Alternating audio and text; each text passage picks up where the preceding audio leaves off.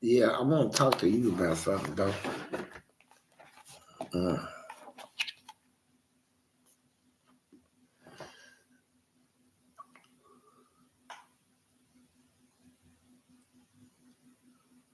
Boot.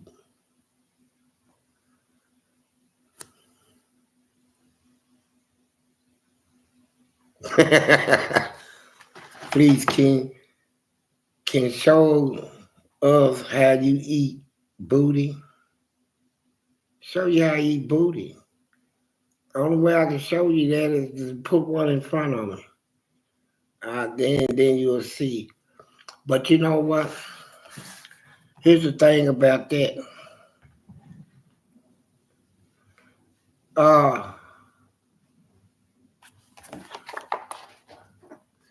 Yes, it's in my book. Go buy the book on Amazon. Go buy the book, and you'll hear a whole lot. The book ain't that much. It don't cost that much. I mean, and so I made it like that so that it'll be affordable to people. You know, cause somebody told me they said this. I read your book, man. I would have gave $40 for this book. I said I'm not selling it for $40. I'm selling it for what I sold it for. And the price is on now. And this is an affordable book, under $20, under $10. The audio book is on its way. They're almost finished with it. The book wasn't supposed to release to the end of the month, so that's why the audio book is kind of behind. So we'll let everybody know when the audio book is ready. It's very close. Somebody said you need to. That's the audio book. Yeah. Yeah. It's coming. Yeah, it's coming. It's definitely coming. I already did the same thing. I wrote the book and I did an audio where you can say, don't tell them. We're not releasing that audio. We ain't? No. Why? It's another audio that we're releasing. Oh, okay. Because it's not the whole thing. It wasn't organized together. Oh, okay. But I'm glad to see y'all. Glad to be here to talk to you. And I'm still holding this book and it's selling. And I'm trying to sell as many copies as I can. And the reason why I went there is because I should have went there. Y'all know how they did me when I was in the penitentiary. Came in there, did a documentary, and took everything and edited, and then try to make me look like I was a crazy man. Like this man that they just put out on the streets is crazy. He ain't got no sense. You better watch your booty. Tell your brothers and your uncles and kids, watch their booty. The booty man is out. See, they said a lot of things about me to hurt me. The first meet and greet's gonna be here in Louisville. Probably sometime next month. I don't know how many of y'all are close to Kentucky, but the first one to be here, and we're working with a couple other people in other areas, so he can do one there. Yeah, and I'm gonna do a little bit more, and then I guess y'all been hearing about this whole talk between me and that crazy man Mike Tyson. See, I want to do something special for my fans, right? I don't want to just sit here and talk, and everybody saying all he does is talk. Can he do anything other? Yeah, I can fight. I can fight good. And I called that ugly man out. I told Mike Tyson, I'm from Louisville, Kentucky. You ugly. I don't like you. I don't like what you did to that beautiful black woman that you try to take. God gave her to you. And you took that blessing and you made a curse out of it. And I didn't like it one bit. So who's that? What? This is Big AIS Ace. He said, "Did you see Diddy beat Cassie on video? Did you see it? I'm gonna show it to you. I don't think you've seen it. Well, I'm gonna show it to you now so you can." No, yeah, you can show it to me, but I'm gonna tell you, I looked at a lot of the Diddy stuff.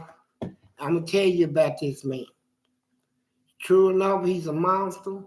He's an animal, but guess what? Hey, he's still walking around. He ain't locked up. He got all that money. Hey, this man was doing whatever he wanted to do. Disturbing. Just released surveillance footage from 2016 showing what appears to be Diddy violently assaulting then-girlfriend Cassie. In the video obtained by CNN, Diddy, seen in a towel, strikes Cassie, and after dropping to the ground, she is kicked twice from behind. Diddy then attempts to drag her away from the elevator bank. Later in the footage, it appears Diddy shoves Cassie in the corner, then throws an object in her direction.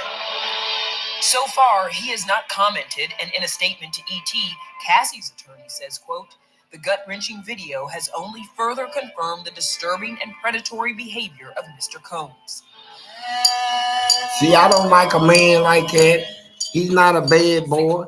Ain't no bad boy gonna act like that. What he is, he's the devil. Truth is simple as that. He's a demon. He's a black devil. He ain't no good. He can't even be in the category as a bad man. He's one of the men that shouldn't even be able to walk this earth, right? You treat your woman like that, treat any black woman like that, you ain't even deserving to walk around the streets of anywhere in this country, in the world. I don't like Diddy, never liked him. But guess what?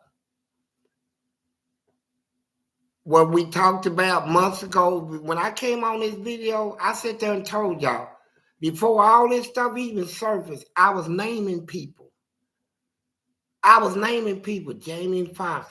I named a whole bunch of them, Jay-Z, all that. And then a month later, all this stuff hit the surface. You know, all this hit the surface. Now we know. I don't even listen to music no more. I listen to jazz. I don't listen to R&B, none of that. Because you know what? I tell myself, I say, all this stuff they talk on these videos, musics, they don't even mean that. Them dudes, all them girls out there was crazy about the dudes that been in the bed with Diddy. They didn't even know these men slept with him. Usher, Justin Bieber, all them people now they crying because they got busted out. He took my booty. And man, you gave that man your booty. You know, it's just like penitentiary. You go to prison, then they end up getting their little cheeks busted up in her. And then, what do they say? They try to hide it at first. Then when it leaks out, it's like, yeah, he took it. No, he didn't take nothing. You gave it to him. All of them up, Jamie Foxx, his daughter gonna get on TV and say, he raped my daddy and he tried to kill him. Yeah, Jamie Foxx got a great big butt. He got one of them Serena Williams booties. I'm talking about, oh my God. You know, he got a booty that make you want to lick your lips, man. He's built, his butt is built. And when Diddy got up in that, he was sick with that. Oh God, he's up in it, man, balls, smacking his cheeks. And then, but Jamie Foxx is like, man, I'm a celebrity. Just like you, we can't do this no more. And Diddy is like, man, are you crazy? Got a donation from Steve Mayfield. He said, thank you for your insight. Yeah. Appreciate that, man. Yeah. You got one from Jonathan Cannon. He said, Fleece will be having fun at a Diddy party. Don't lie. Man, yeah, I have a lot of fun out. But you know what? I know how to control myself on liquor. If I smoke a joint, I don't smoke, I do nothing that'll put me in at somebody's mercy. I'm always in control of what I do. But I'm talking about these means that is up around Hollywood that all these ladies out here is freaking out over. Oh, did you go to his concert? This man got a man. Diddy busted the butts up there, man. He busted balls in them. He was busting them up, man. He took, I'm glad he got Usher, though, because, yeah, he got Usher. All that spinning, dancing, and he tried to make fun of Michael Jackson before Usher did. And I never liked him for that. But Diddy tore him up, got him and Drake. And the game, that's what got me, the game, man, because he was hard on his rap stuff. Listen to me. I'm rapping and he'll throw his mouth on and say, And we was like, man, the game is all that. But he was a girl. He was Diddy's girl. And he get up there crying, help me. And he took me. He ain't taking, you gave me, you. Man, ain't nothing but girls up there. I've been telling y'all about this stuff. There's an overflow of men going in the penitentiary that done been out there on the streets, hit all ladies, go in prison, and them sissies. When them sissies get done with them, they come out of sissy. Well, really, they was already a sissy. There's all this disguise stuff going on. You don't know who's who no more. You know, you be kissing a man and not knowing after you kiss him, gonna go kiss a man. You know, he go kiss the man back to you and kiss you. And then just because he got his hair all shaped up, and just because he got a nice car and land up all around her, he can talk, then you think he's a man. He's not. Now I'm gonna tell you what a man is one that fears God. That's what a man is, a God-fearing man. Ain't no such thing as a man without fearing God. If you ain't fearing God, you ain't no man, you know. And all they got to do is find it out. So, and that's what I think about it. If you ain't fearing God, you ain't a man. And that's what a man is, a God man. So we ain't got that many in the world. And we got people walking around in disguise, imposters, pretending to be this, pretending to be that. And then later on in the years, you'll find out who they are. So you tell me, and I'm going to tell y'all this, that what's this say right here? Is the audio book narrated by Fleece. No, this one's not. No. And so thank you for your donation. But I'm telling you right now, all this, I've been talking about this for a while, just like TD Jakes. I talked all about him. And then this Geno Jennings, he had the nerve to come up on YouTube and tell the YouTube people that his ministry lasted longer than Jesus and that he put in more work than Jesus. And let me tell you what he was going on and show you how confused he is, because I told you ain't no man can stand with me on this religion. You know, Jesus was 30 years old when he began to preach. He's been in the world, but his preaching started at 30 and lasted for 3 years. Now check this part out. Geno Jennings took that for granted because he don't know God or scripture.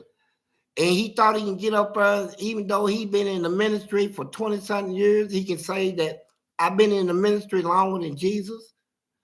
But here's what he don't understand, no, you haven't. Because if you know the scripture, you remember that one religious people ran up on Jesus and they was talking. And Jesus said, your father Abraham would have loved to see my days, and he did see it. And they say, hold up, man. You ain't even 40 years old. You going to sit there and try to say, you saw Abraham? And Jesus told him, before Abraham was, I am. I was there back in the days. And you remember when Abraham was sitting outside one day, he said he looked up and saw 3 men. 2 of them was angels, and 1 of them was the Lord, man. See, Geno Jennings don't know that you can never have did more than Jesus. Has he ever opened anybody's eyes? How you gonna say you put more work in than Jesus? Whose eyes have you opened? Who have you raised from the dead? We got one from Rail. He said prison was a paradise, a 5-star resort, heaven, Disney World amusement park, like a good dream that had you smiling after you woke up. What prison was a horror house. Now, if you don't believe that, you go there. Only thing that I woke up to was a cup of duty, to throw on somebody, to figure out who I'm going to fight next or how I'm going to survive through the day. Now, I had to do that for the whole 40 years because that's all I did was fight. So I'm watching my back. I'm looking out. I'm planning. I'm plotting. So my 40 years, yeah, I got fun. It became fun to me, but it wasn't no Disney part.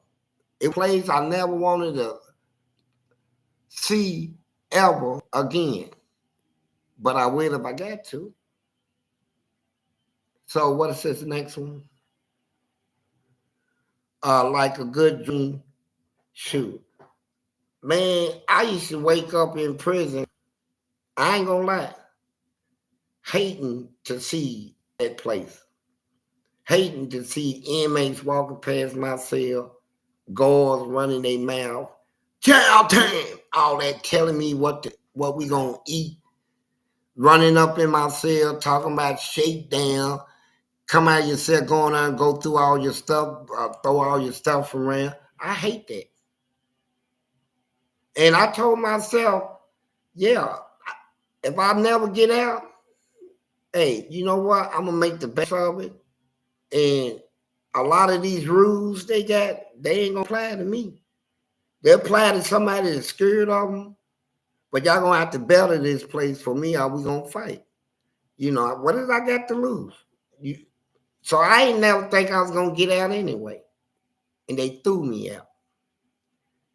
It cost them too much money. Just too much. I mean, every time you turn around, they making a law because of me. And they paying out too much money over me. I'm in the millions on them every year. And they knew it. And that $200 million lawsuit, that really tipped the scale. You know, and they like, hell, man, do something with this man. He won't lay down. Can't nobody lay him down. We done hired people. We done took people out of the Army, veterans. They done did 21 years in the Army and gave him a job to break his man. And they came in and they got broke. And that's what they were about. Even my last day, when I went out for parole, I went in there and cussed them. Told them you can kiss my ass, suck my ass, all that. And they gave me parole. I said, when I go home? They say tomorrow. Now, it shocked me. But when I got out, I seen they put all this nasty stuff on the internet, said I rape people and all that. So I mean, great people, great. And so I said, no. They wanted somebody out here to kill me because they couldn't do it. You know, they like it. That's how white people can get. It has always been that way. Their system is built on that. Get back and vengeance. And that's why they're still going around killing a bunch of black people. They joining the police force. They racist before they even joined the police force. And they joined for that purpose, to kill somebody black. They really actually joined the police force to make it legal. You know, so they don't wear that old tag they used to when I was growing up, Ku Klux Klan. We don't even hear that name no more. And you think they gone? You think they out of business? No, you better open your eyes and get wise. That's why that black man, I seen more footages on that at Ehrman that they killed. They came to the wrong address. Imagine that. Came to the wrong address and beating on his door. And he know he ain't did nothing. Who is this? Is it a sheriff's office? Open the door. Oh, put your gun. They shot him 6 times, bro. And then gonna try to tell the public that it was justified by the fact that he had a gun. This man has come from the Air Force. His gun is he's licensed to carry that gun. He has been trained and taught how to protect himself and protect his family and his household. He was doing what the army taught him to do. He answered the door, hit his gun down. He didn't have it pointed, he had it down. He's army taught. That's how they train him. And he got shot 6 times. Whew. You got one from Jonathan Cannon. Most important things in life. Number 1, booty. Number 2, water. Number 3, food. Number 4, sleep. Well, I tell you what, you can get all of that laying inside of some booty. All of it together. Try it. No, I'm serious. You can get up in something and lay it on top of it and set a bowl down while you still inside of them and feeding while you rolling in and out, just feeding. And then hunch a little, put the bowl away, let him drink something, hunch a little more. See, that's what booty brings, man. And Booty. I mean, who don't like booty? Tell me that. Man, you got girls out here like booty now. Yeah. Even movie stars, Nicki Minaj and all of them, Kim Kardashian, they on YouTube. Diddy paid them to dildo him. Stick that thing up in him. Oh God, man, that man was just he was there. He was nasty. Yeah, nasty boy. Yeah, I seen a comment here from Dave Jones. You're right, Dave. There's a lot of errors in the book. It was on purpose. He taught himself how to read and write. This first book, I wanted to be exactly his writing, his mistakes. I read it. I was still able to understand it, even with the errors, so we let it go. But the next one will be proofread a little better. But none of his books are going to be perfect, just to let you know. But it sound like you got the story. Please go on there and put reviews in after you read it. That really helps the sales on Amazon. Well, I'm like this too. I read the book and I told my agent, I said, boy, I could have done better than that. But we trying to demonstrate something. And here's what we trying to show the public. You got a lot of people out there, they got stories to tell. But you got other people telling them, you can't tell your story because you don't have the proper education to tell it. You got to go to school. You got to learn proper grammar, how to write a sentence, how to put your quotation marks here and there. And you got to go through your. And some of these people don't live that long. So what we trying to show the public in the whole world is that you can come as you are.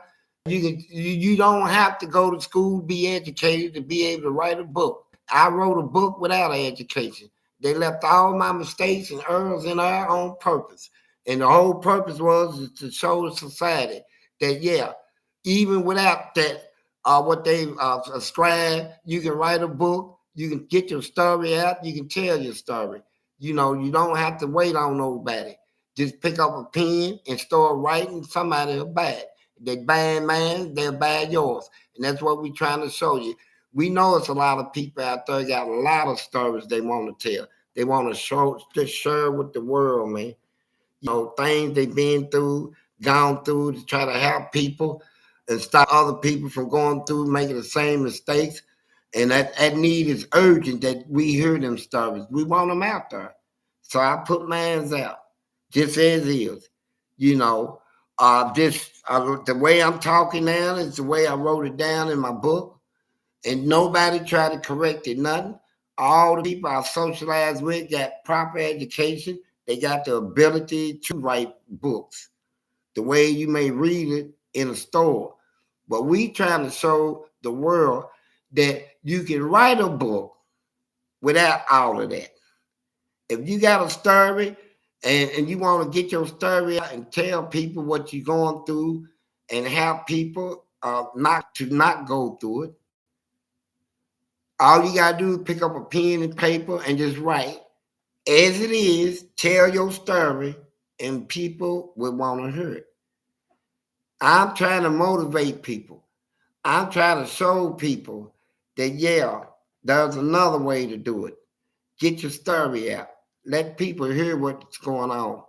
I want to hear it. I travel the city talking to people, hearing their stories, what's going on in their life. I just met a girl the other day ago, and listen to this. We went to a party. Me, my wife, and my wife's sister. So I tell my wife, why didn't you park right here where we can get out and sit on the bench? It's only one bench right here, and look like they get ready to go for it. So I get out of the car and I say, hey man, y'all gonna use that bench? So he raised his sleeve up. He said, we all the same color. We all can use it, my brother. I said, I thank you.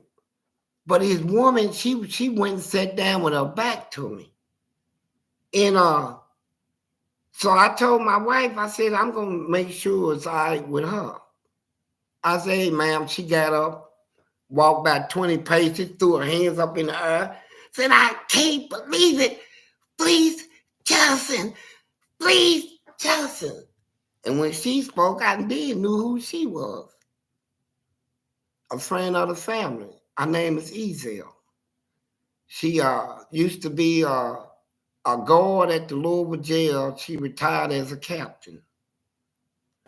So I ain't seen Ezel. My mom and my daddy is crazy about her. And she just beautiful spirit. All the prisoners liked her. I ain't met one inmate that had anything bad to say about her. No goers, no. She just sweet spirit. But listen to their story. I didn't know Ezel mama passed. 3 days later, her husband died. And then this new man she's dating, his 13-year-old daughter passed. And then his wife. And it's like, these are stories that when you sit back and you listening to, and people tell you how they deal with this. And then you see how God be working miracles in their life and brought them two together. It's a spiritual thing or uplifting, man. And that's why, people is telling their stories now. It's just what's making a difference. They are telling their stories. Get your story out. And we had a wonderful night. And I left feeling like, man, this is a blessing, And I love to hear other people's stories. That's why I tell my own. I don't tell these stories just to tell them. I have a reason why I tell them. I wanted you to know. I want you to know and keep it in your mind. Because, people out here doing crazy stuff, they don't realize what's going to happen if they get locked up. They don't even put it in their mindset what it's like to go to jail. They have no idea what it's like to leave jail and go to a prison. They don't know what it's like to live around a bunch of angry, nasty people. To live around a bunch of ferocious, nasty, do anything type of people in that environment. They have no idea the effect it's going to have on their mental in their life forever. So I tell my story. And so you can picture yourself. Is this a place you would wish you would have been in? Because when we had that duty wall in her, the whole cell house from morning, noon to night, 24 hours a day, smell like nothing but duty. So you wake up smelling it, you go to sleep smelling it. Next thing you know, it's being thrown on somebody, and the guards is fighting, you fighting them back. When they bring your child, can you imagine sitting there, how you would feel sitting there and eating, and all that stuff is just in the air? It was a bad place. So I tell my story so that you can get it in your head that whatever you going through out here with whoever you go through with, you're not going to let it put you in that position to go to jail or go to penitentiary. Got one from Rail. On your last day in prison, did the guy cash out on all them favors you owed him from all them free meals he was giving you? Look, nobody gave me nothing free. When I left prison, I was running. I had 4 stores in prison. See, I'm mentally prison smart now. Like if I went to prison right now, here's what I do. I buy 3 cases of noodles. 3 cases of noodles. 3 cases of pop. Right off the muscle. I lean out 3 cases. 2 cases for 3 bags, and then that other one back. See, you got to know the system, how you run. Like for instance, you could take 2 cases of pops. You loan them out, you get 3 back. You take the 1 away from the 3, say that's what you're gonna start drinking. Put the 2 back out, get 3 back, put 1 to the side for yourself. You'll never ever have to worry about nobody sending you money from home. See, I can go in any prison and survive, man, and take it over, and like in a year, I have more money than anybody in there. I'm prison smart. You got one from Elon Musk, 69 forever. He said, how do I cure an insatiable craving for booty? Sure. It ain't no cure. Man, let's face it. I remember the days, and I'm sure most older people remember the days when skinny legs was in. Then it went to girls with big breasts. That was in. We went through generations of it. And then the blondes. Everybody wanted a blonde. The redheads. And then the girls with the big hips. That came out. Lasted about 20, 30 years. And then all of a sudden, something new emerged in the world. Everybody's into the booty thing now. Now, booty done outdid big breasts, blonde heads, redheads. Everybody's now fixated on booty. You know, the shape, the form, the lifting of it. And now that's what's up now. People are actually go to doctors and get pumped up to make their booty big. Take grant money. And use that to blow their butt up. But here's the thing. Everybody's into booty now. Everybody got girls like booty. I see more girls in the booty than men. So, yeah. It's a desire insatiable for booty, man. Now, you go to prison, you got to, when you take a bath or a shower, you a man, just turn around and look at yourself. See what type of booty you get. Because if you take that to a jail or a prison, somebody gonna want it. And they like that. Even best friends, I seen dudes come off the street, they run the street together, raised up together. Now they in love. They ain't never did this on the street. Out here, man, get off of me, man. All that gay stuff. No, like they talk out here. And you'll say, hey, man, I know he ain't in it. He don't like gay people, period. But when they get in prison, it's a different story. It's like the man flip over. Then kissing, sucking, leaking, getting pumped, balls bursting. I mean, you know, this everywhere they come out. Cause I seen one dude, he tickled me. Look, he had this big old afro, cute. His shoulders was like this, and he got this bubble butt. But he's a basketball player. When he hit the court, somebody throw him the ball, he catch it like that. And I look at everybody say, oh, shoot, he get ready to do it. He bounce it, it'll go up in there, he catch it. I'll do a jackknife, touch his feet with it, come back up and wiggle and slam it. Everybody say he's dope. He is dope.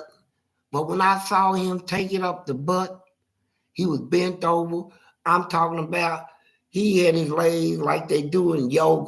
He had it spread it out like that, like he was doing a yoga thing. And he was holding that, and his booty was up like that, and that dude was pounding him. Was throwing it, his cheeks was jumping all over the place. And I said, oh my God. And then when the dude pulled out of him, they kissed each other. He said, I love you. He said, I love you too, man. He said, look, I'll see you later. And they sat there and kissed, and I moved away. So he walked back out there, tied his little shorts up, ran out there on the basketball court, and he still got that stuff shot up in the booty. And he went up there and bounced the ball, took it through his leg, and dunked it. He said, Fleece. I said, hey, what's up, booty? I'm letting him know that I just saw what you did. I ain't gonna call you all that Mr. Skyscraper talk. Yeah. So they like it. And then one day, what got me, I'm talking about this dude, man, he was so big and he talked so deep. What's up, Fleece? I said, hey, what's up, bro? How you doing today? I said, all right, man. I talking about his arms is this big and his chest was so big he can take a coffee cup and set it on his chest and it'll just stand. It came out so far.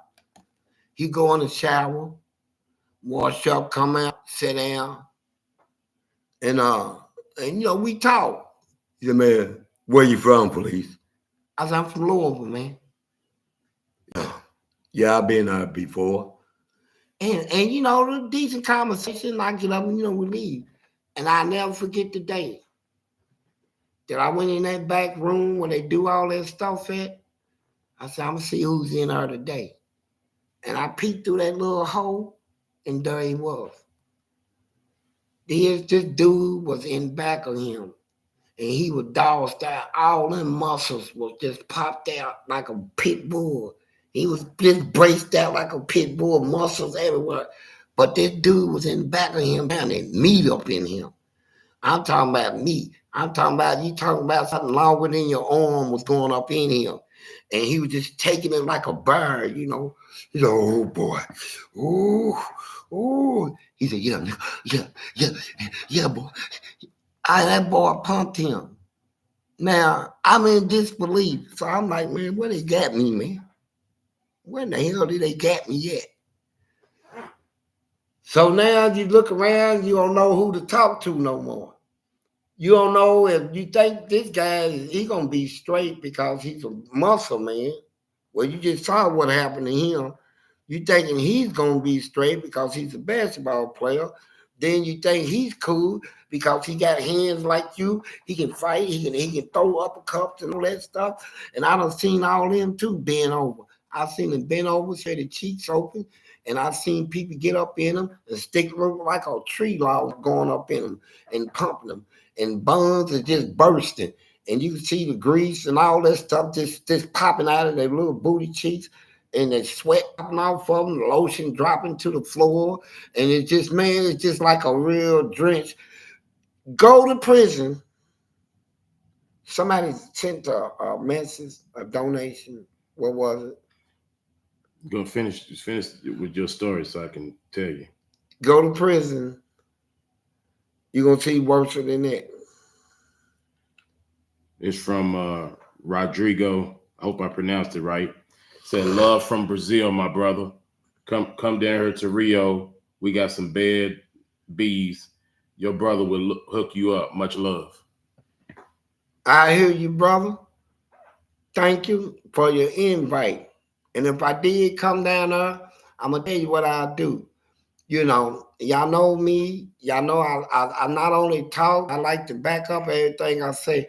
And I'm still fixated on this one thing that I talked the other day ago. And people don't believe me because, like I told my agent, he said, leave Mike Tyson alone. That man will whoop you. I said, no, he won't. I know I can whoop that ugly man. And I'm going to talk about it. And I'm going to keep talking about it. And one day, Mike Tyson going to see this video. And he going to say, I want to shut his mouth. And you know what? I'm going to shut his mouth. I'm going to shock the world. I ain't the greatest. I'm one of the greatest. And I want everybody to know it. And I'm back. I'm back in training. I do my exercise. I'm getting ready because I believe God got something for me. I don't know. I just feel it in my spirit. I'm going to have to do more than write a book. I'm going to have to do more than sit here and talk to you. God wants to see action. My fans want to see some action. And it's going to come. Somebody's going to give me that opportunity. And that's why I'm back in training. And you're going to see it for yourself. You're going to see every time you talk to me now, you're going to see my body getting better and bigger. And I'm going to start looking stronger and tougher. You're going to see all that. You're going to see that warrior that I told you I was. You're going to see it in me. And you're going to say, yeah, God got something for him. I remember when he talked about it. And we've been listening, waiting on it, and we seen it. And then you're going to start seeing difference in broadcasting. You're going to see, it may come a day where you might just see this somewhere on the news. And that ugly man going to accept that challenge. And he going to say, I'm going to shut his mouth. And like I said, I like to whoop him, beat him up. I'm talking about Mike Tyson. I want to beat him. I know I can beat him. I know how good I can fight. I know what kind of jab I got. I know how to hook that jab. I know how to throw all that. I can do it. You know something? And I can do it. I can do it either hand. Mike Tyson will kill you. He said Mike Tyson kill me, but you know what? A lot of people said I wasn't going to live to see 18. And I fought my way to 20. If you would have fought Mike Tyson, you wouldn't have made it. And then when I got to 20 and I went to the penitentiary, they said, you ain't going to make it out. But you know what? I fighting and I fought my way up and down. They say this man is big. They monsters in her. And you know what, Fleece, the goal's going to kill you. And you just do some duty on this goal, and you just do duty on the nurses and the doctors and all they people. And you got them girls quitting. You done made over 80 girls quit their job because wasn't there one of Mike Tyson. But I tell you what, they was worse than Mike Tyson. Oh, but you know what? When they came for me, I went. You can almost not even see my hands. You can see the wind flashing, but you can see a lot of wind. But I'm telling you, I can throw something that you ain't never seen in your life. And that's how I would do it. I had fear in me. And people say, are you scared? I said, yeah, I'm scared. I'm scared of a lot of things. One thing I'm scared of. Mike Tyson. It's not Mike Tyson. You better be scared. I'm not scared of Mike Tyson. What I'm scared of is somebody embarrassing me. That's what he's going to do. I saw somebody knock this man down, and he stood over him, and he stomped him. He stomped him, he beat him. And I turned around and said, boy, I would never let that happen. So anytime somebody even remotely threatened me, that fear would come in me. Because I remember seeing that man stomp, and he stomped him and beat him. And I said, oh my God, would I ever let somebody? I said, no. So if I think you got a problem with me, I don't care if your back's turned. If I can catch you sitting on the toilet, that'd even be better. Laying in the bed sleep, I'm going to take something, and I'm going to shoot right. I'm going to hit you in the head with something. Especially if I'm scared. I'm going to stab you. I'm going to do something. I'm going to get you before you get me. That's how I win fights. I don't win fights talking. I win fights by action. And that's why I was telling you, they say you ain't going to see 18. You see how you already breathing hard? He's talking about I'm Tyson breathing to kill hard. you. He don't realize my breathing is really excitement. It's just the joy that is coming out of it. I'm excited because I know what I can do. I want Mike Tyson. I want to beat him. I want to beat him like that. Yeah. People said, God said, I'm going to shock the world. He said, you're going to do it. You're going to shock the world one day. People know something is great about me. They said it's in him. It's in him. He ain't the greatest. He is one of the great. That's what I am. I'm going to prove myself. Who said that? I said it. Oh, Lord. People going to say it. People are waiting for me to show some action. Nobody, the talking is, I'm getting done of talking. I want to show some action. I know I got enough left in me where I can prove who I am and who I was. And they said I wasn't going to see 21, but I'm fighting. And I'm fighting. And you wouldn't if it was Tyson. And I go to the penitentiary. He keep talking about Mike Tyson. That if Mike Tyson had anything to do with it, I wouldn't even seen 19. But I'm telling you what, I saw 19 because I was like, no, because you didn't see Tyson. No, I didn't see Tyson because you know what? Tyson didn't see me. You can't hit what you can't see. And you know that. I would have knocked his ass out. I would have did this. I knew this much about Mike Tyson when I first seen him, when I first heard his voice. I said, this is a little girl. I look at it, he sounds like a little girl. He was probably out there doing that stuff when he was growing up. A white man took pity on him, took him out of the streets, taught him how to fight, whether he can fight, the white man's way of fighting, because black people don't fight like that. We know how to take an animal and beat him. We can go up close, we can pop him from the distance. We can do that, we can bob and weave. He can't. He was flat-footed, and he didn't know how to move his feet, and people were running from him. And when they run, he throw it, and he'll hit him. He was quick. But you know what? Holyfield found out a method. I'm going to box him like a black man. I'm going to come up close on you, and I want every punch you throw, you're going to feel one. You might hit me 3 times to my 2, but when I connect, you're going to feel it. Now, we know you got the power to knock somebody out, but do you got the ability, the stamina to not get knocked out when you get punched? See, they wasn't punching him. And people was running from him, and he was running up on them and knocking them out. Holyfield stood up just like I'm going to stand there. I'll play with that sucker. I would play with him. I would be moving. Mike Tyson is nothing. Now back to my fans. We got a donation from Antonio Hart. He just donated. Appreciate that. I want to go to Brazil. Yeah, appreciate your donation. That's different. But here's Malik C6 donate. He said the tooted up generation. Yeah, we got a generation right now. Y'all know we live in it. And we all know what's going on around us in our communities, neighbors. Got one from Elon Musk, 69 forever. He says, so you're saying there's no cure for craving booty?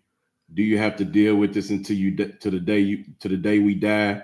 How do you deal with it? Well, you deal with it like they do in AA. And get up there and say, hey, my name is David. I'm an alcoholic. Now, this man ain't drunk whiskey for 20 years, but he said, my name is David. I'm an alcoholic. Why did he say it? Because they said you're always going to have it in your blood.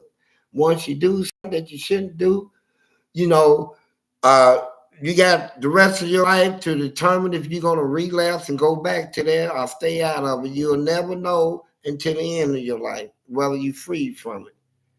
So technically, you still got it in you. So that question, I hope it answers your question. Now back to this, because whoever told me that got me wanting to swing. Well, let me tell you something. A lot of y'all out there, y'all lay out there in the streets. Look, y'all get in arguments. Somebody disrespect you. He did what? She did what? I go over and whoop that. Then he come in, yeah, I got something right here. blow a house out and all that stuff. Now I'm gonna tell you what, all that sounds good. All that boasting and bragging and all that. If you get in trouble, you let somebody out there get you frustrated to the point where you don't want to walk away from it.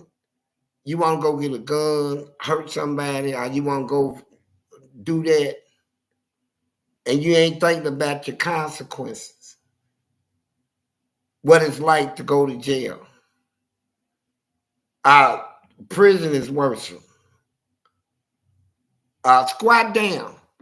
That's what they're going to tell you men. You men's out there, you working men, that you got an attitude. You ain't seen prison yet. You probably ain't seen jail. But you stand on that little thing where you act like, you know, you can do what you want, bro. When them people tell you spread your butt cheeks, you a grown man. Hey, turn around, spread your cheeks, and squat. And hold them open. Make it wink. And you be like, hold up, man. I said, get back down and squat and spread. You want to go through that? And you girls, when y'all go to them women prison, how they check y'all when y'all come in? Oh, yeah, they'll go up in you. Them ladies will put them gloves on like that. Just pop. Them ladies get it worse. But men, y'all don't think about that, man? Oh, man. Yeah, I'm getting ready to go down there and shoot him. I'm going to go down there. Yeah, I'm going to shoot that son. Go on down there and do it. Well, you think you're going to get away with it? You ain't going to get away with it. I see on TV all the time, they keep on catching people. The people out there killing, young people, they catching them. And then they get all this stuff hanging out of their head. And they think, go to prison. And they look like little girls, and a lot of them gonna become girls. And I don't care what nobody, they gonna become somebody's woman. Yeah. Here's a dude, they call him Switchblade.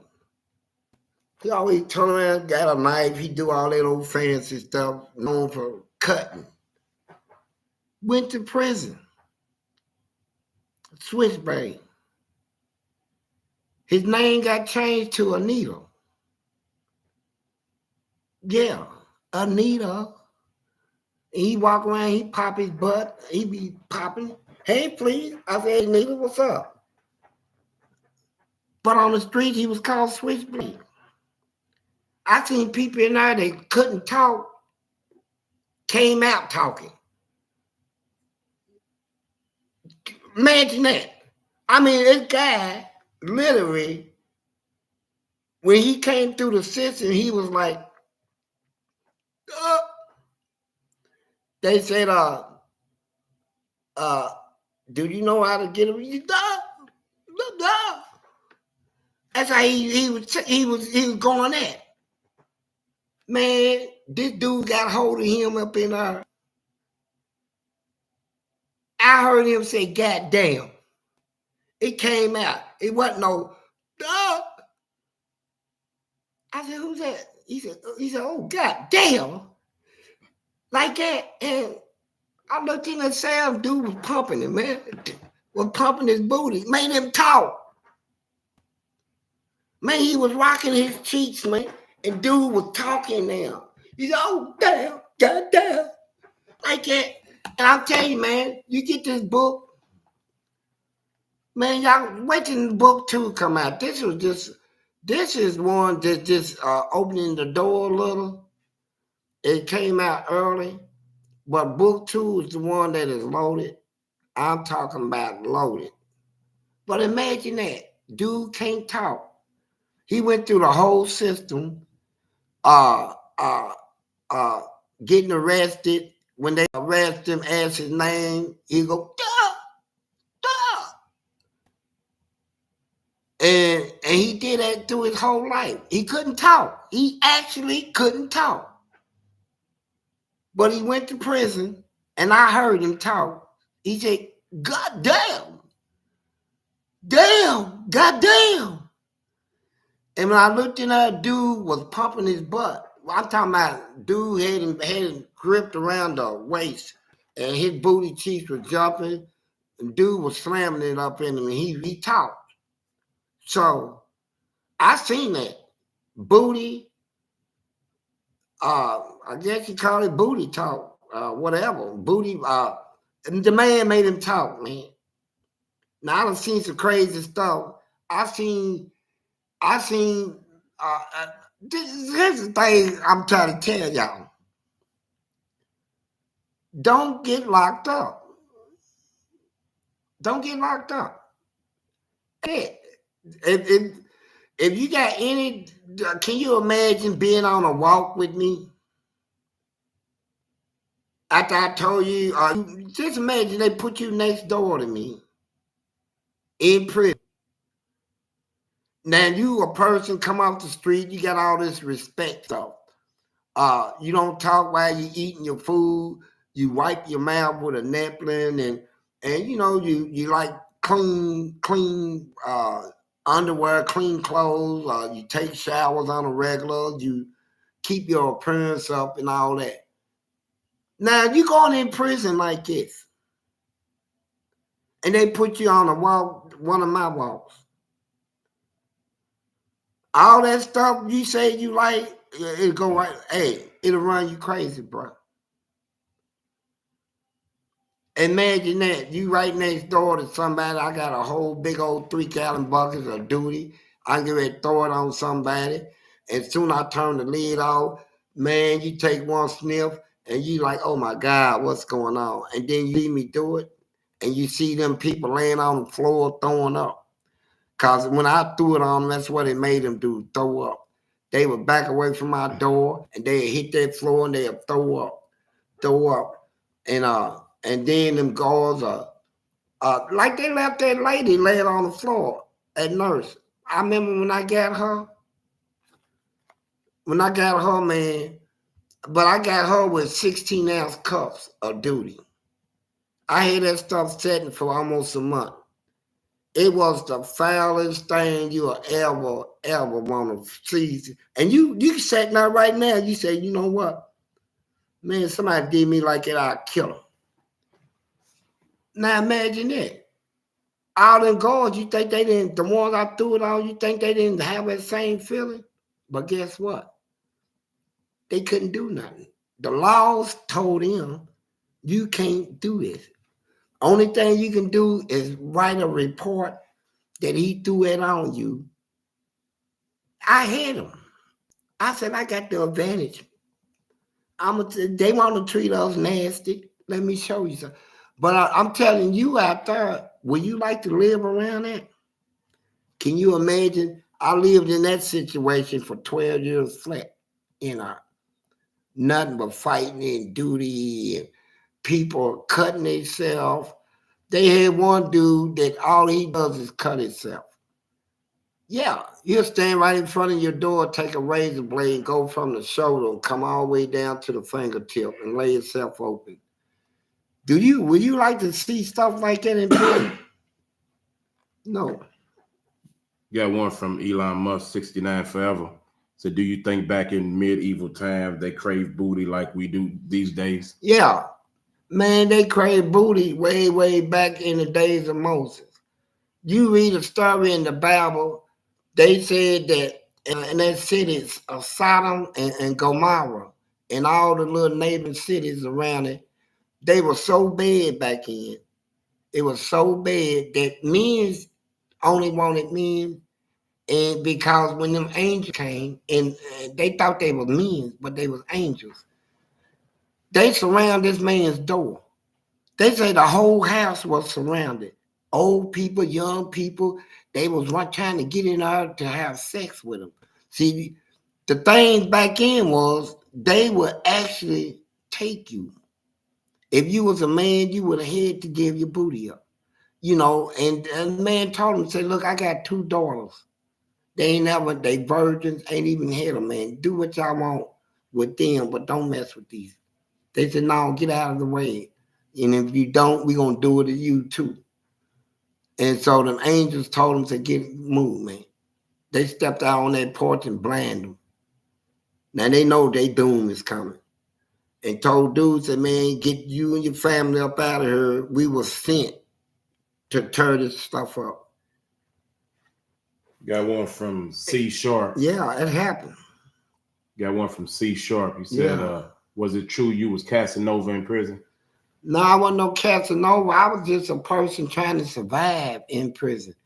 See, when you ain't got nobody sending you money from home, and you gotta live in there too. You know, if you think you can survive off of prison food, torturous. You know, so you gotta get you a hustle in there. That's why there's about all prisons have at least 600 to 700 to 800 inmates walking around every day, trying to steal something off of somebody, rob somebody, give themselves for money. See, a lot of that stuff come out in there. I seen a lot of ballers on the street sell booty in the penitentiary. They balled out here though, but in there, everybody cut them off. All the girls they thought they had only was with him for the money. And when you get locked up, they gone. They going to the next man.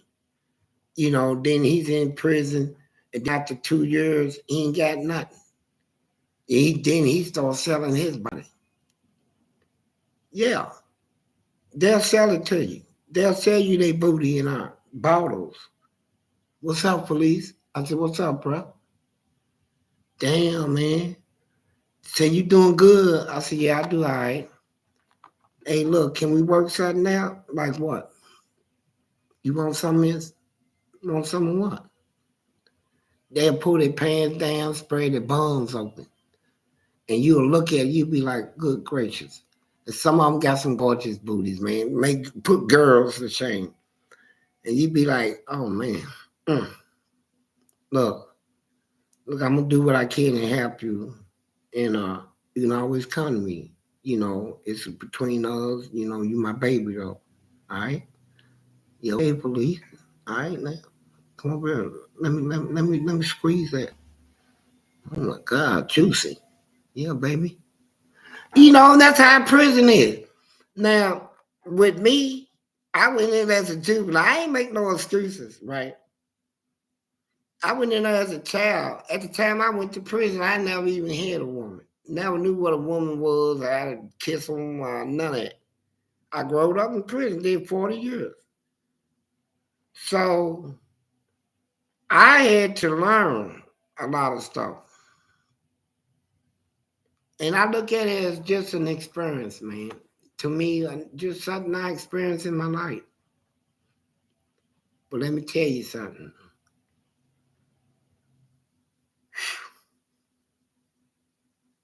It wasn't bad either. Not to me. See, this book, my books, got more in it than what I'm telling you. So, like I said, I talk to y'all. I want y'all to know what I experienced when I was in there. You know, if you go, then you can sit there and tell me what you experienced. But you ain't going though, are you? See, that's what I'm saying. And that's why I get up and talk to you, man. I tell y'all, man, it was like I was in another world. Another world. And I seen so much, man, in there. Booty was so important in there, man, that they men come in there. And everybody talking about they had bodies, man. Big, voluptuous looking booties. Kissing booties. You know, that's some booties you like to kiss. And look like that. But people would say they got AIDS. And we'll find out who got what. So the word will go out. Hey, man, don't mess with so-and-so, got that stuff. But you got people in there didn't care. They lusted for booty. The lust for booty was so bad. It was more important than water. And also in that life and death situation, hey, dude, man, I seen 20, 30 of them. That boy said, look, I said, man, you wrong. I said, you know you got AIDS, and you know you be killing people in there, man. Why are you doing it? He said, if they dumb enough to do it, I'm gonna be dumb enough to let them. It ain't none of your business, police. They know, and I tell them. Said I even told these stupid niggas that I got AIDS, that I got this and that, and they still want me. I said, you told who? He said, hold up, come on. He said, come here. Call that dude over. He said, what's up, baby? Did I tell you I had AIDS? He said, yeah, why? Do you still want me? He said, yeah. I walked away. It's that serious now. They don't care. Booty has did something with the minds of the world, man. Not only in prison. When I get out of prison, everybody's on booty out here. Booty. If you got a butt, you it. And if you ain't never had your butt hit, you ain't. You know. Now it's everybody's in the licking, kissing, sucking booty. See, that's hot now. Sucking booty. Sticking your tongue in the booty. And while the booty is shaking. That's what's going on out here in the streets now. You even got a lot of girls just like booty period. They do man's booty. Get on their knees. Throw his legs back. Stick their tongue right up in his butt. Oh boy, some hot stuff going on out here. So y'all feel me. We got one from Malik C6. Said, go for the nuts, anti-butt bandit tactic, eye poke. I don't know nothing about that, but you know what? In prison, the best butt people are the slickest. They the ones that they know you ain't got nothing. So here's how they do it. I said to you, I said, hey, you want to eat a meal with me? And you said, yeah. So I done already paid these people. Here come two people paying me. What's up, Felice? I said, what's up? Hey, you gonna give me some of that money? I said, man, go on, man. Man, I heard, man, that you got an inheritance, man. Or who was it, your uncle? I said, it was my uncle and my auntie, man. I said, you don't need to tell my business, bro. He said, damn, man, you a millionaire? I said, hey, bro, you don't need to tell my business. So when he walk away, somebody else will come and say something else. So the guy that I'm eating with, he thinks I'm a millionaire. So he done heard people say that. And so I said, hey, look, I know you ain't got nobody looking out for you. And I've been looking for somebody, to get with and be with. I take care of you. I can set you up, make sure you got a house when you leave, man. Car and all this stuff. See, I already heard this old fabricated stuff, right? So he said, okay, I try. I said, well, look, it's gonna be between us. You my wife. I'm gonna take care of you. And so he gave himself to me. So I'm like, oh my God, I talked him out of all this. And then he comes to find out I ain't got nothing. Whatever I got in prison, that's all I got. So, people is moving on. But man, it's so much butt stuff going on. Even out here in society, man. I mean, I'm a specialist. I'm a specialist in that subject, right? In that field, booty. Yeah, I'm a specialist. I can tell, I know things. I can look at your booty and tell about you. You know, ain't that crazy? But you read this book, and look, I got a bunch of them. I got a bunch of these books, man. And y'all know I'm going to be great someday. Greater than I am, like I told you. Everything I already told you has came true. And here's what gets me. This is what's important in this book. Let me show you. This is the part. That's the article. That article right there, this is the article when I went to prison as a juvenile that the newspaper Courier Journal came inside the day that I turned 16 in her and wrote this article about me. Look at it. And so this is in the book. Now, his age and names in there. My age. Pretty crazy. Yeah. And dated 1975. But the next book is going to have pictures, whole bunch of stuff, documents, putting a lot of documents in it. And so it's going to let you sit back and read this stuff. And you're going to see all the documents. I know y'all like to read them write-up reports. Say, look at this write-up, honey. On this day and time, Officer so-and-so, walking through, and I saw Mike Johnson grab so-and-so, pick him up over his head and slam him, and you know, stuff like that. You'll read reports. Now, I thought they should have been in this section. I did, the write-offs. That's what y'all want to read. See, they're going to be in book 2 with a lot of more documents. So I need y'all to buy these books. You know how to order. Go to Amazon Books, type in my name. It'll pop up. Or you can hit the link that's pinned in top of the comments.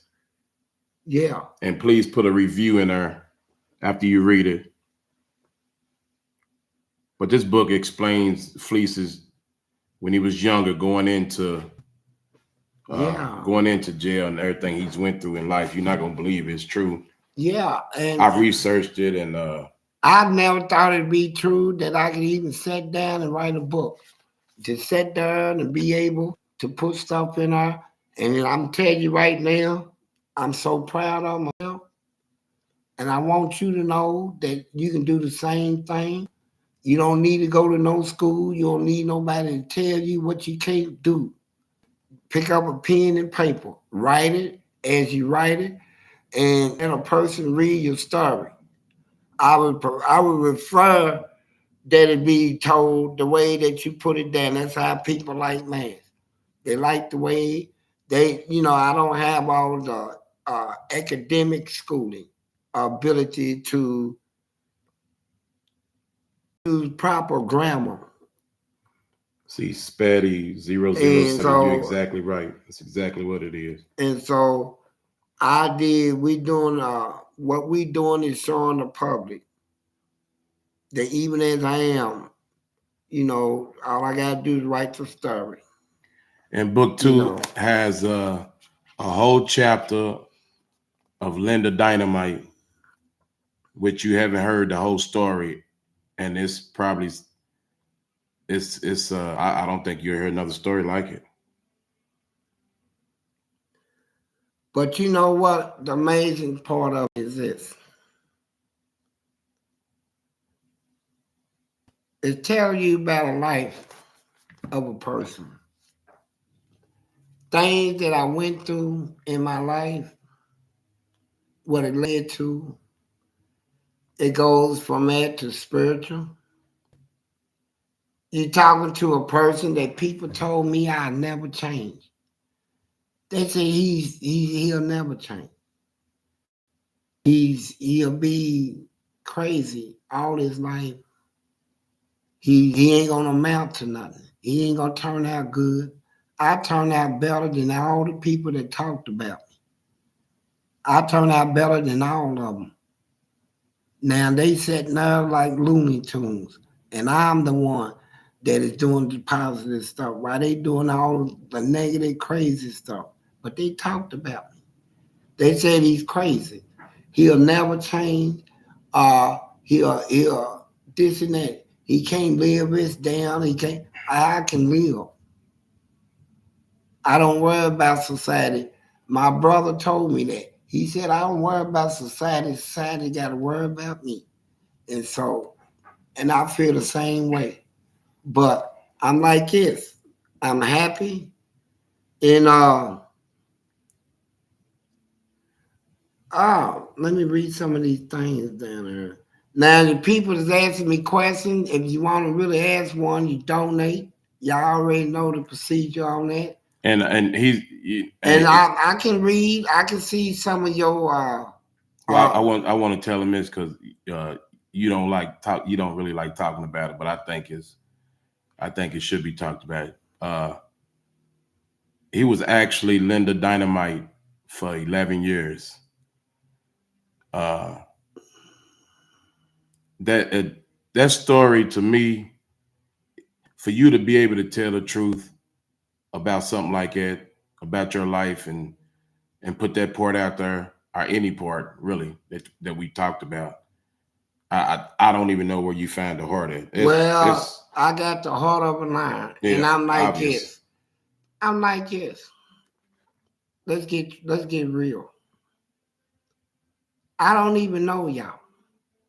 You people that are writing these comments in, I don't know none of you. Ain't never seen you. Don't know where you live. But I know this much. Every one of you got sin. I ain't never seen your sins. I never know what they are, but I know you got some. And I know you done did things in your life, whether you can talk about it out in the open or not. I know you have done it. I know you have done things. I know a lot of you done things. You know, and me, I'm like this. I ain't got nothing to hide. I done did a lot of things. I done been in 5 or 6 mental states. You know, state of mind I'm talking about, right? Well, I done been there, man. I done been a whole lot of things. And then now, look at me. I'm who I'm supposed to be. Child of God. God-fearing. So that's where I'm at now. But before I learned to God, met God, I don't have no justification. I was a man of sin. You know, I sinned just like y'all do. I did things, you know, and I get dirty. You know, even with sex, I can go as I can do whatever you into. And so I was top dog in that department. You know, sex specialist. Yeah, I was a specialist. I could be a sex therapist and a sexologist. But I went deep. I went deep. And so now I'm just a person just living his life, right? Telling his stories, pointing out my mistakes, the ones that I hope you don't make, sharing my life with you. You know, if you ever read the Bible and you ask yourself questions like, why would Jesus say, why would a gospel of Jesus say that confess your sins to one another? Why? Why would that even be important? I'm gonna tell you why it's important. I don't have to worry about nobody blackmailing me. I don't have to worry about I'm trying to hide. I used to try to hide my sins to the point to where it developed problems in me, man. I'm trying to hide unrighteousness by doing something wrong. pretending to be a killer, a gangster, a pimp player, somebody that'll beat you down. Just out of nowhere, I just came out with a personality that I was tough. Please get this book because it explains that. That I was just too tough to deal with, right? But it was something that I was hiding. It's me hiding behind a shield of aggression. Do you actually think that all the people out there doing all these murders, look, listen to me. I did 40 years flat in the penitentiary. I know what I'm talking about. I've seen so many people come in off the streets. Murderers. Everybody say that's so-and-so, he's a gangster, bruh. Bruh, he shot it up out there. Yeah. All that. I do, man. Yeah, man, he was VIP on the street, my nigga. And all that. Nigga had everything, man. All the girls, all that. I've seen all of them come in there and give up booty. It ain't no joke when you go to the penitentiary, bro. That's what I'm telling you. You know, now a lot of people, they like this. You talk about other people, what have you done? So you read my book, you'll find out. So I can, you know, what I'm doing is telling the truth, man. I'm sharing stories with you because for real, I got feelings behind all this. You know, almost at the end of my life, I now understand my life. What went on in my life, what led to all of it. You know, now I see the devil, how he entered the picture, right? Who was the devil in my life? Ask yourself that.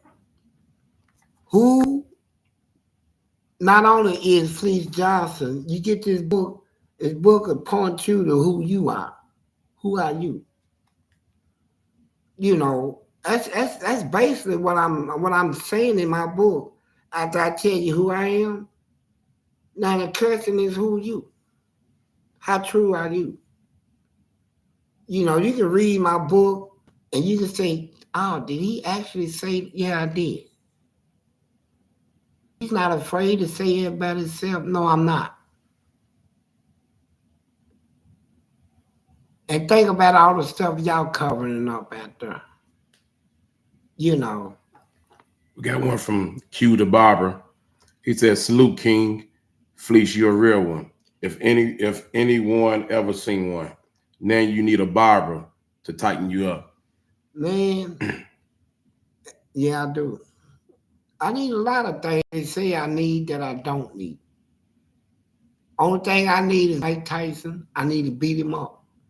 That's what I'm going to do. Here we go with this. Yeah, here we go with this. You better leave that man alone. I ain't going to leave him alone. I never going to leave him alone till I take my fist and run it right there in his face. This right here. You see this? This is what they call a fist.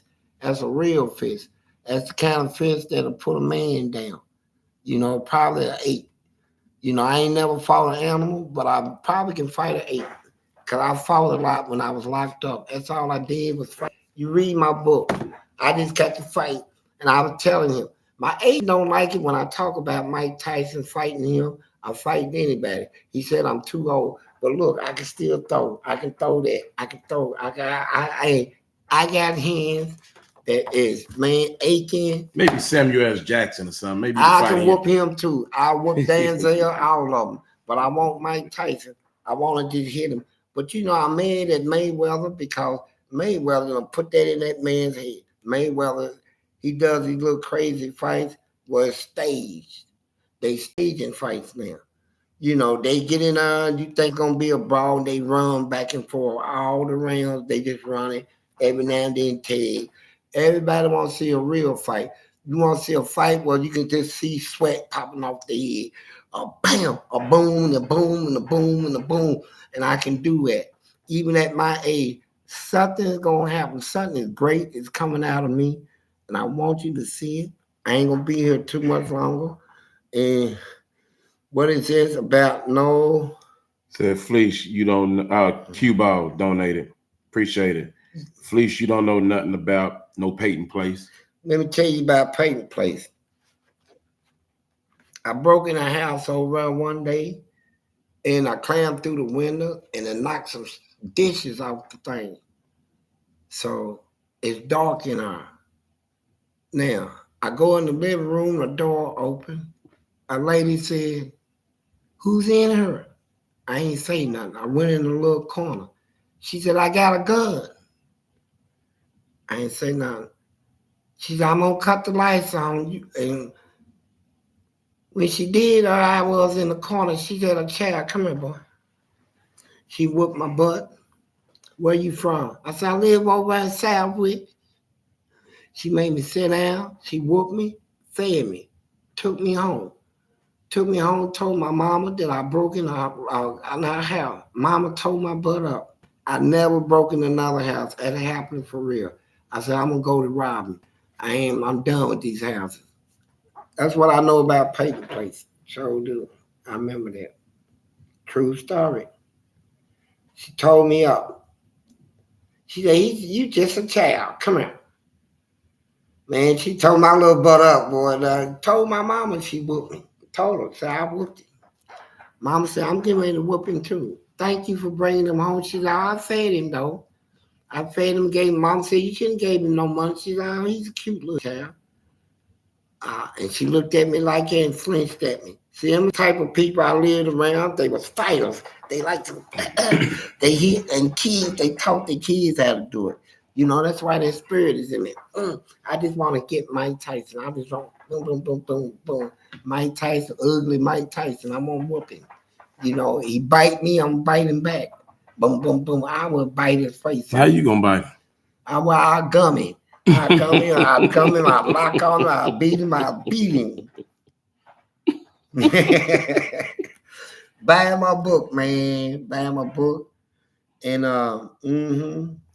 Q-Ball donated again. He said, Fleece, you need some real Louisville finest smoke.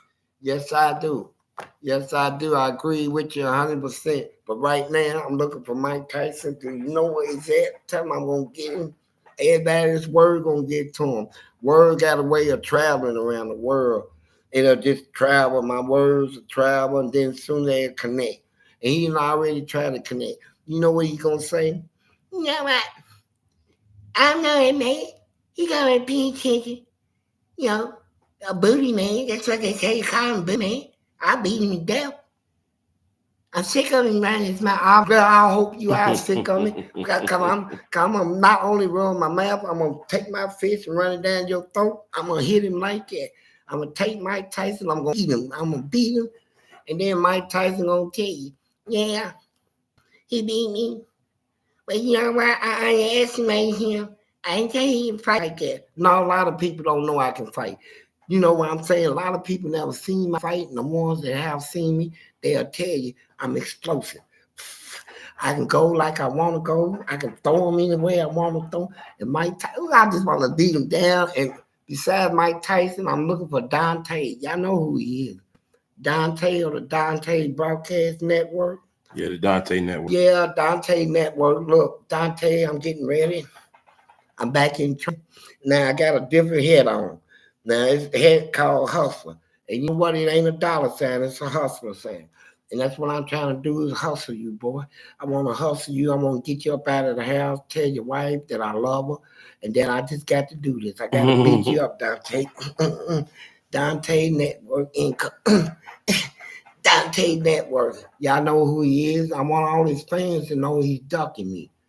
You know. Yeah, you'll whoop Dante. Yeah, you're not gonna whoop Tyson though. I'll whoop him and Tyson. Both of them put together. I hit him over here and hit him over here. I pop him, I pop him. And I hook, and I jab, and I throw it hook. I'm gonna beat him up. Dante, to your wife, man, tell her that I hope she had a wonderful Mother's Day. I wish I could have been there with her. You know, and tell the kids that I said hi. But tell your wife, man, I wish I could have, spent the whole Mother Day with her, man, treating her the way she's supposed to be treated. Beautiful black woman, black queen, whoever she is. Got a donation from Jay Raiden. Appreciate it. You just donated.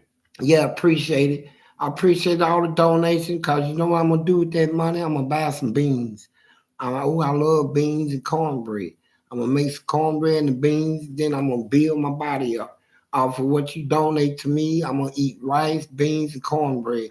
And then I'm gonna go look for Mike Tyson. And I'm gonna take him, I'm gonna knock his down his throat. I'm gonna whoop Mike Tyson, I'm gonna beat him. I'll beat him out like what he did to that black woman. She was a beautiful black woman. God gave him a blessing, and look what he did. He's a monster. I'm gonna whoop him, whoop that sucker. He just like P Diddy. That's why he went to that party, and no telling what they did up there, who he was with. Now they scared to talk about it because you know I seen that in the penitentiary. You'll know that he's gay. You just saw the man give his cheeks up. But you better not tell nobody because this man, they say he can fight or he'll kill you or stab you. Mike Tyson, everybody went to a P. Diddy party that went there on a regular. They went there for a reason and they did stuff. It ain't no you didn't do nothing at that party. He ain't have parties like that. You got to do something. He had people walking around and that tell you, ain't no sitting around me. Ain't no coming here and you ain't involved. You got to get involved. So whatever Mike Tyson did, I know it was nasty. There's no telling who pumped his little fat booty. He got a fat butt on him too. And he talked like he done been, somebody done had something in his throat before. And so I'm going to tell you what, that's why I believe that's why he didn't respect that black woman. It's because the only men that don't respect black women are men that are not men. He ain't a man. So what did that tell you? I want to beat this. Dante, I'm gonna whoop you too. Tell your wife I say hi. And I might come through y'all way one day, and if I do, I would love to take her to dinner. And do this to you, Dante. And tell your kids I say hi. I like taking to the park, take them swimming, take them ice skating while I do you like this, Dante. And you know what, Dante? Tell your wife after I take her to dinner, I like take her to go see a movie. And you got to stay back, boy. You got to, Dante, you got to stay back. And I'll talk to you later. Go buy the book. And buy this book. I'll tell you, bad. The next one is going to be super hot. So it's just a little understanding right here. I love y'all. Yeah, take it easy. Take it easy.